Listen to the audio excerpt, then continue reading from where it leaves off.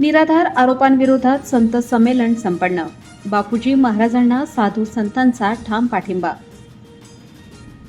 आंतरराष्ट्रीय कथाकार व भविष्यवक्ता महामंडलेश्वर मुक्तानंदगिरी बापूजी महाराज यांच्या विरोधात पसरवण्यात आलेल्या चुकीच्या व दिशाभूल करणाऱ्या माहितीच्या निषेधार्थ आयोजित संत संमेलन गुरुवार दिनांक 9 एप्रिल रोजी उत्साहात व मोठ्या प्रतिसादात संपन्न झाले. ब्रह्मर्षी जनार्दन स्वामी नामसाधना आश्रम जेहूर मुंगसापूर येथील व्यास सत्संग भवन हॉलमध्ये पार पडलेल्या या संत संमेलनात विविध भागातून आलेल्या साधू संतांनी मोठ्या संख्येने उपस्थिती दर्शवली. उपस्थित संतांनी एकमुखाने बापूजी महाराजांवरील आरोप फेटाळून लावत त्यांना ठाम पाठिंबा जाहीर केला. यावेळी बोलताना संतांनी मुक्तानंदगिरी बापूजी महाराज यांच्या विरोधात करण्यात आलेले आरोप पूर्णपणे निराधार असून समाजात संभ्रम निर्माण करण्याचा हा हेतुपुरस्सर प्रयत्न आहे. सत्य लवकरच जनतेसमोर येईल असे स्पष्ट मत व्यक्त केले.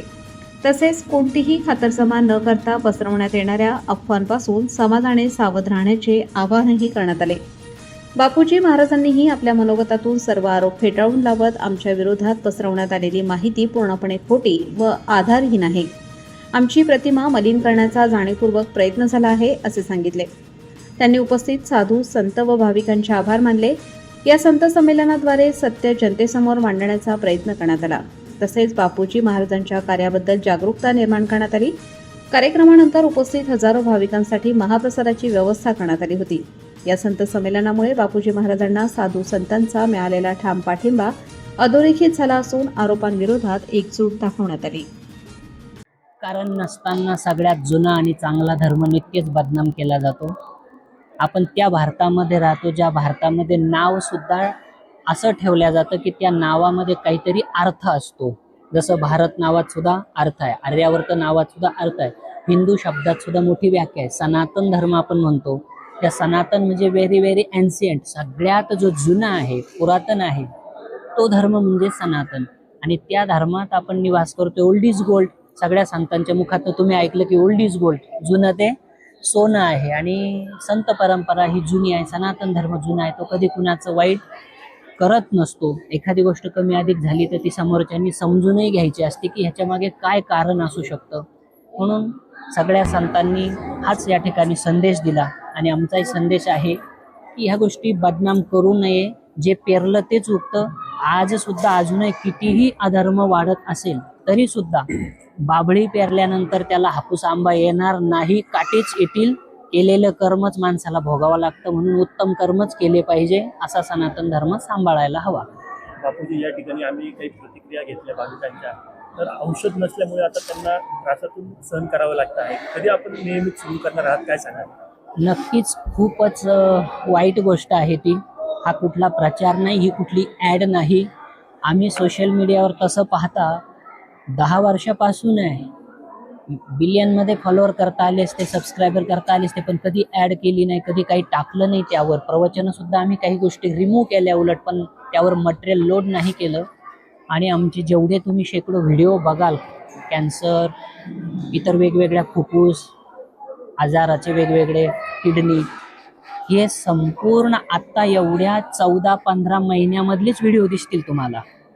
आत्ताच सुरू केलं आपण त्याच्यावर टाकण्याचं, याच्यासाठी की आपल्याला प्रसिद्धी नको, ॲड नको. परंतु माऊथ पब्लिसिटी इतकी झालेली आहे की पूर्ण महाराष्ट्रात 13,000 गावं आणि 16 राज्य, 36 जिल्ह्यांनी, काही 5-6 देशातून सुद्धा इथं पेशंट येऊन गेले. आणि रिझल्ट तर 1 नंबर आहे देवकृपेने. त्यामुळे लोकांना खूप त्रास होतोय. आता औषधी संपून गेलेली आहे, त्यांचा नेक्स्ट राऊंड बाकी आहे ना आपण हे संकटमध्येच ओढवल्यामुळे आपण पेशंट बंद ठेवलेले आहेत. आम्हाला सुद्धा ते ऐकवत नाही. काही महिला रडताय, पदर पसारताय की आम्हाला औषध द्या. आताही तुम्ही सगळ्या पत्रकारांनी तुमच्या समोर बघितलं, कोण म्हणताय आमचं पेशंट पुन्हा एकदा डॉक्टरकडे गेलं, केमोची गरज पडू लागली किंवा हे झालं ते झालं, औषधी चालू करा. तर आमचे लवकरात लवकर सुरू करण्याचे प्रयत्न त्या ठिकाणी आहेतच. समाजाने काही गोष्टी समजून घ्याव्या आणि खास करून जे विघ्न संतोषी आहे, ज्यांच्यामुळे उशीर होतोय, त्यांनी मात्र समजून घ्यावं की आपल्यामुळं कुणाचं तरी रुग्ण दुःखी होऊन अजून रडतंय.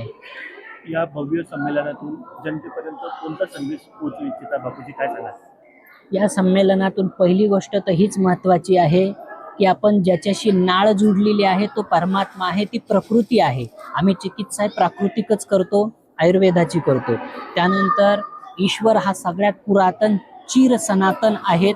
त्याच्याशी नाळ नॅचरल पद्धतीने, प्राकृतिक पद्धतीने जोडलेली राहावी. बोलणं, चालणं, संस्कार, संस्कृती, औषधी सगळ्या गोष्टी शास्त्राप्रमाणे, प्रकृतीप्रमाणे घ्यावी. म्हणजे कुठलाही साईड इफेक्ट शिवाय आपल्याला जीवन जगता येतं. आणि अनेक प्रकारच्या मीडिया चुकीच्या बातम्या देऊन पटकन माणसाला भ्रमित करतात.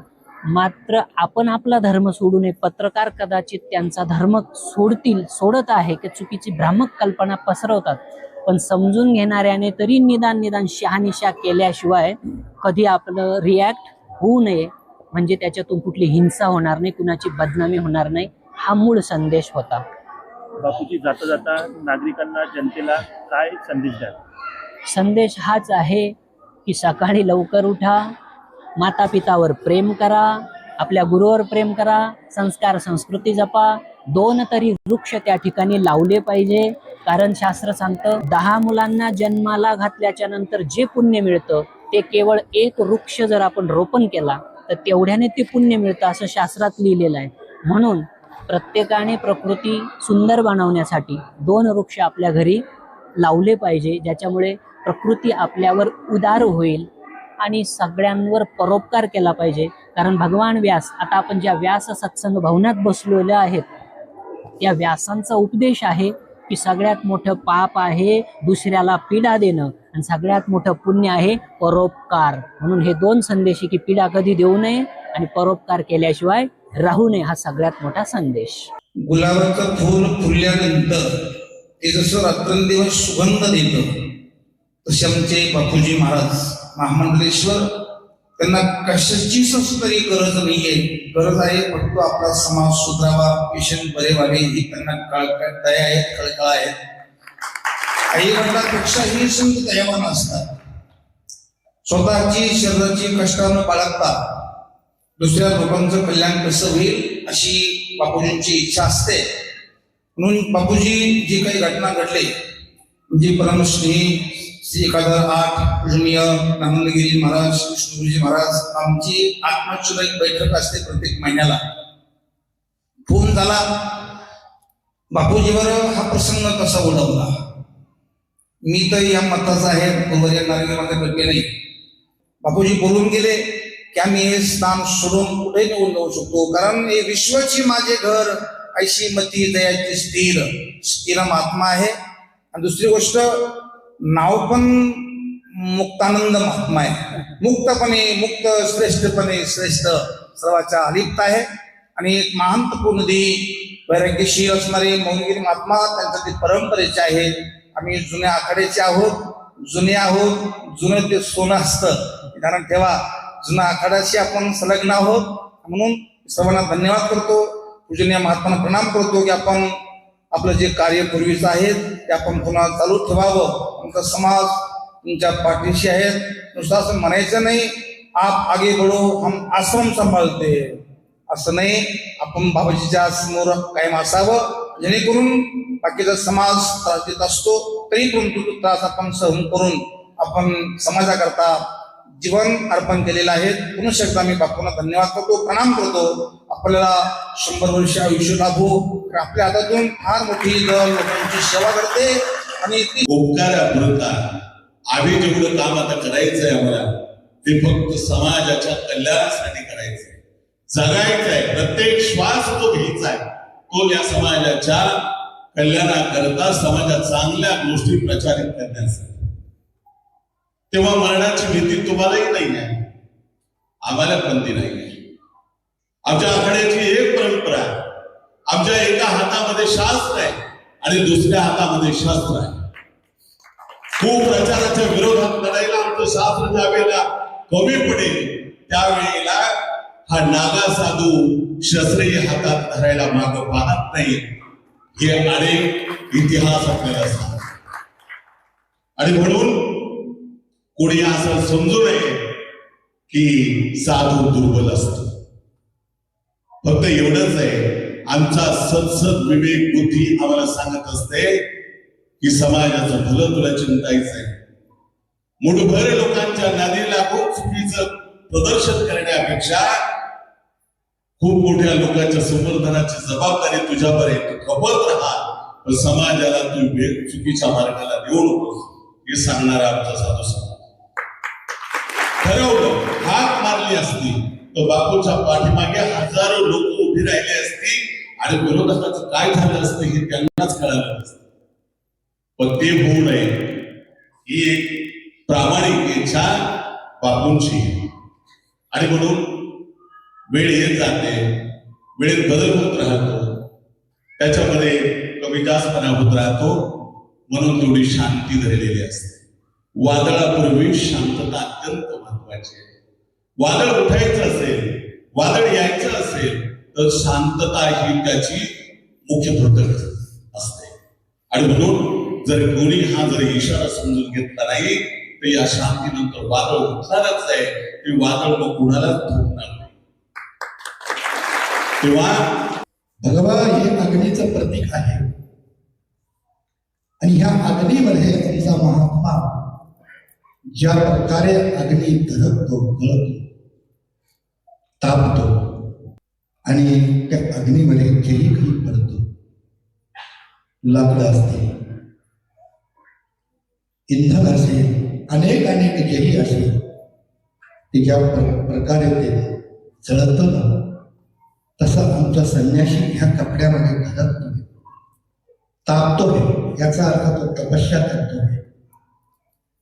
महान तपस्वी असे असणारे, कारण ह्या भगव्याला जगद्गुरु शंकराचार्यांनाच नव्हे तर आमचे बौद्ध आचार्यांनी सुद्धा फार मोठं महत्व दिलेलं आहे. काषाय वस्त्र, गेरवा वस्त्र, आणि त्या वस्त्राचा कुठंतरी अपमान होतो.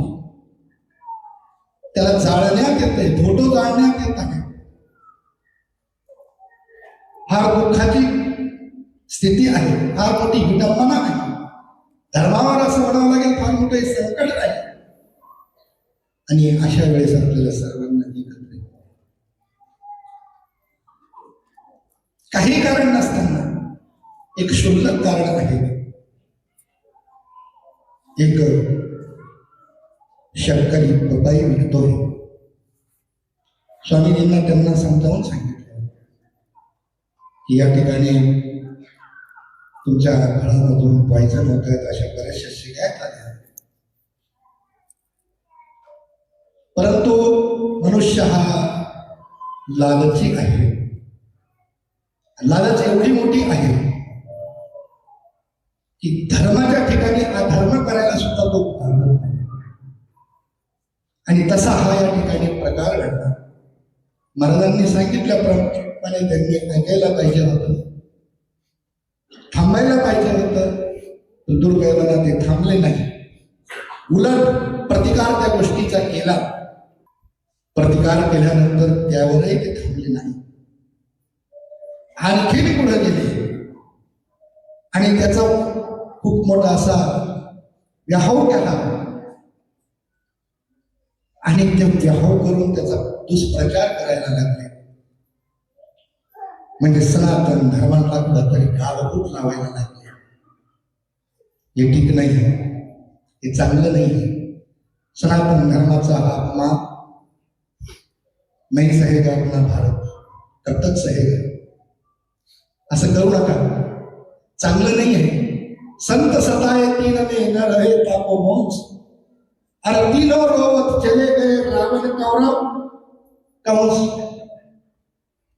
का साधूचा छळ करता है? का साधूला त्रास देता है? त्या साधूने तुमचं काय बिघडत नाही. विनंती फक्त केली की तुम्ही असं करू नका. आणि तुम्ही त्याचा मोठा व्यामोह करून त्यांना बदनाम करताय, सनातन धर्माला बदनाम करताय, जगद्गुरु शंकराचार्यांच्या परंपरेला बदनाम करताय. कशासाठी? काय तुम्हाला लाभ होणार आहे त्यापासून? काय साध्य होणार आहे? ज्या भगव्याचा तुम्ही अपमान करताय ना, तोच भगव तुमच्या दसक्रियाच्या वेळेस आहे ना, त्या ठिकाणी लावा लागतो. त्याच्याशिवाय तुमची सुद्धा मुक्ती होत नाही. सुरुवातीपासून शेवटपर्यंत घटनाक्रम आपल्यासमोर ठेवलेला आहे. प्रयासहित काय झालंय तुमचं बऱ्यापैकी लक्षात आलं असेल आणि कशाचा प्रचार केला गेला ही गोष्टी तुमच्या लक्षात आली असेल. एकच म्हणेन, महाराज गीता साक्ष आहे. न्यायाभिक्रमणा स्वस्ती प्रत्यवायोग विद्यते स्वल्पमप्यस्य धर्मस्य कायते महत्त्वज्ञ. सत्कर्म थोडं जरी असेल ना तरीही ते वाया जात नाही आणि त्याचं उलट फळही कधी मिळत नाही. ह्या विश्वास ठेवून आम्ही जगणारी माणसं आहोत. आम्हाला माहितीये whole and soul power of universe, विश्वाची सर्वोच्च शक्ती जी परमात्मा शक्ती आहे ती आपल्या पाठीशी आहे. मी तुमच्या भरोश्यावर जीवन नाही जगत, मी तिच्या भरोश्यावर जीवन जगतो. जे काय मी करतो ते तिच्या आदेशाने करतो. त्यामुळे तुम्ही त्या सत्कर्मात कितीही वेळ आणण्याचा प्रयत्न केला तरी सत्कर्म आम्ही सोडा असं मला वाटतं अजिबात नाही. कारण करणारा तो आहे, तो तुम्हालाही सद्बुद्धी देवो. बापूजींनी आता जे पेशंट बंद केलेले आहेत त्यामध्ये नुकसान बापूजींचं नाहीये, आपलं सगळ्यांचं नुकसान आहे. प्रत्येकाला काही ना काही शारीरिक व्याधी असतात, मानसिक व्याधी असतात आणि त्या व्याधी घेऊन लोक धावत येतात, हजारो किलोमीटरचा प्रवास करून येतात. आणि आज ते लोक दुःखी असतील की जे आज अंतरुणावर खेळलेले आहेत. आशा होती की आपण बापूजींकडे जाऊ आणि आपला आजार ठीक करून घेऊ, त्यांनाही येता आलं नाही. हे नुकसान त्यांचं आहे, त्यांचं सगळ्यांचं आहे. वेळ खूप झालेला आहे आणि आमच्या लोकांना बोलायला आलं तर किती वेळ बोलता येईल, पण वेळेचं भान ठेवून बापूजींच्या या कार्यामध्ये आपण सर्वजण बापूजींच्या सोबत आहोत. अर्थातच बापूजींना जेही काही संकट असेल त्या संकटामध्ये आपण सगळ्या पद्धतीने बापूजींच्या सोबत राहू आणि भविष्यामध्ये हे एकच संकट आहे असं समजून आपण राहायचं नाहीये. भविष्यामध्ये असे किती काही संकट उद्भवू शकतात, पण आता सावधगिरीने आपण आपलं पाऊल ठेवणं गरजेचं असतं. सुरुवातीला जे पसायदानाची उभी म्हटली की ज्या व्यक्तींच्या मनामध्ये वाईट भावना असतील, खळपणा असेल, भगवंताने त्यांना सद्बुद्धी देऊ आणि त्यांचाही तो वाईट भाव त्यांच्या मनातून निघून जावं. आता ते आपण व्हिडिओ बघितले त्यामध्ये तर ती व्यक्ती एकदम व्यवस्थित आहे. त्यामुळे प्रत्येकाला पाहिल्यानंतर खरं कळत असतं. अगोदर पसरवणं आपल्या हातात असतं. मीडियावाल्यांना आम्ही बापूजी बोलले तुम्हाला नाराज आहेत, ते तुमच्यावर खरंच नाराज नाहीये. सुरुवातीला तुम्हाला जसं मिळालं तसं तुम्ही पोहोचले आणि आताही तुम्ही चांगली बातमी चांगल्या पद्धतीने पसरवणार आहात, पसरवलीही पाहिजे. सर्व साधू समाज आणि या ठिकाणी या बापूंवरती प्रेम करणारे, पूज्य बापूंवरती प्रेम करणारा सर्व समाज या ठिकाणी उपस्थित आहे. साधू संतांचं जे कार्य आहे, मूळ संतांनी सांगितलेलं आहे की भूताची हे दया भांडवल संता आपुली ममता नाही दे. जे का रंजनी गांजली त्याशी म्हणी जो आपुली तुमची सर्वोड प्रभा तेथीची जाणावा. तुमचं आमचं सर्वांचं हित करणारे या जगतामध्ये संत आहेत. तुकाराम महाराज सकारात्मक सांगतात, तेच माझे हित करीती सकळ जेणे हा गोपाळ कृपा करू. आमचं हित करणारे साधू संतच आहे. आमचं वाईट होईल असं कधी त्यांची आणि ज्ञानोबारांची विश्व प्रार्थना आहे. किंबहुना सर्व सुखी पूर्ण होणी ही लोकी भजी जो आदि पुरुषी अखंडित. ज्ञानोबारांनी सांगितलं सर्वांचं कल्याण अवघाची संसार सुखाचा करील आनंदी भरील तिन्ही लोक. पण तिन्ही लोकांचं कल्याण इच्छिणारे सर्व समाजाला सुखी करणारे साधू संत आहेत. या परिसरामध्ये सद्गुरू जनार्दन स्वामी महाराज, या भागामध्ये आपण सर्व जनार्दन स्वामी महाराजांची भक्त आहोत. एवढं वारकरी संप्रदाय जरी असला तरी संप्रदायातील जनार्दन स्वामी महाराजांची सेवा करणारे अनुयायी भरपूर आहेत. आणि मग ज्या आश्रमामध्ये समाजाच्या हिताचं कार्य चालतं त्या ठिकाणी समाजाला त्रासदायक कार्य होईल कसं, ही पहिली या ठिकाणी शंका आहे. फक्त एकच आहे की त्यांनी जे सांगितलेले नियम आहेत ते आपण पाळले पाहिजे. परंतु आपण सर्वांनी लक्षात घ्यायचं की बापूजी सारखे संत आहेत हे जे कार्य करतात हे कोणासाठी करतात. बापूला स्वतःसाठी काही करायचं बाकी आहे का? ते स्वतःसाठी काही करतात का? हा जर थोडा विचार आपण केला, ते जे काम ते कार्य करतात की जे दिन दुबळ्यांसाठी जे पीडित आहे त्या लोकांचं दुःख जावं, त्यांच्या जीवनामध्ये सुख यावं यासाठी ते 8 तास करत असतात.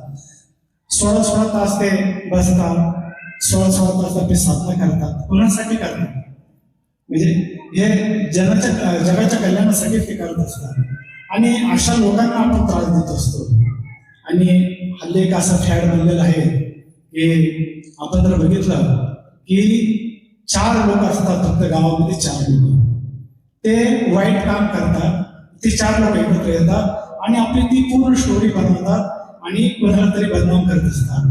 कोणाला बदनाम म्हणजे बापूजीलाच एकट्याला बदनाम करायचा हरकत नसून हा संपूर्ण सनातन धर्माला बदनाम करण्याचा किंवा संपवण्याचा प्रयत्न आहे. कारण सनातन धर्म हा असा आहे की हा पूर्वीपासून आलेला आहे. याला कितीतरी लोकांनी आतापर्यंत संपवायचा प्रयत्न केला, दूषित करायचा प्रयत्न केला, याला डागवण्याचा प्रयत्न केला, पण तो कधी लागला नाही.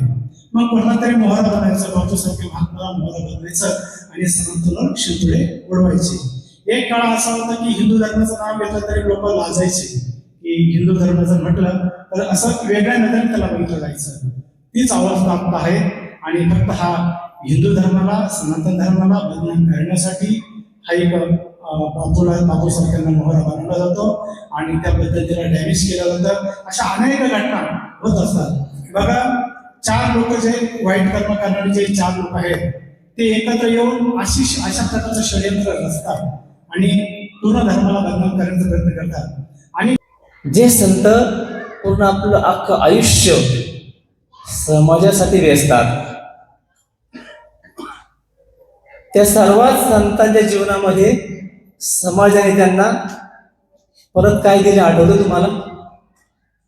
दुःख आणि दुःखच दिले.